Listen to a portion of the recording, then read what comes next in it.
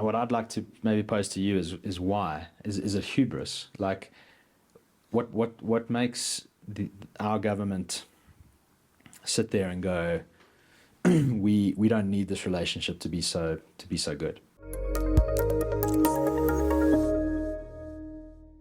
I think one of my concerns is that perhaps there's a general sense that the US relationship to South Africa is important, and that's shared by many South Africans in the agricultural space, manufacturing, what have you, but that perhaps the ANC doesn't value that relationship and is actually deliberately trying to sever that relationship. If you look at the decisions, who is appointed as the ambassador to the United States, what is the diplomatic posture that is taken towards the United States. And I think the Trump administration has been very effective in its engagements with Colombia and Canada and the Greenland example, where they know the extent of the bargaining power that they have. Yes. That if you threaten Canada, very quickly you'll get some kind of response because that relationship is important. Yes. But maybe that strategy won't be as effective in the South African example. What I'd like to maybe pose to you is why? Is it hubris? Like, what makes our government sit there and go, we don't need this relationship to be so good?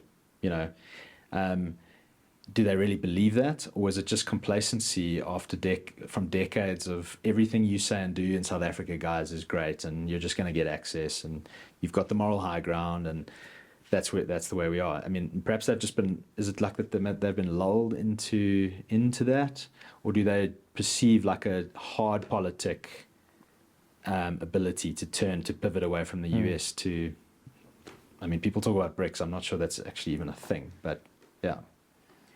Look, maybe we can't get into the whole relationship with Iran in this conversation, but I've had conversations where people suggest that there's a resource component to that, patronage component, but also an ideological aspect to it, where I think the relationship with the United States has always been, again, on this kind of two channels kind of level, where at various fora, the ANC government has been happy to denounce American imperialism on the one hand, but then also to take PEPFAR funding on the other hand.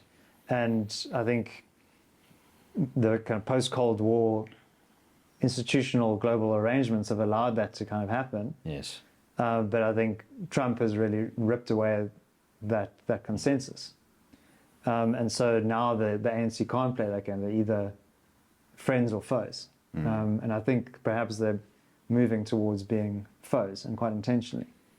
Yeah, and I mean, if this order is changing as rapidly as it looks like it might be, really interesting question as one spans the globe is who's going to change with it, who's going to adapt quickest, and who's not. A country like India, I think, is engaging in a very effective strategy.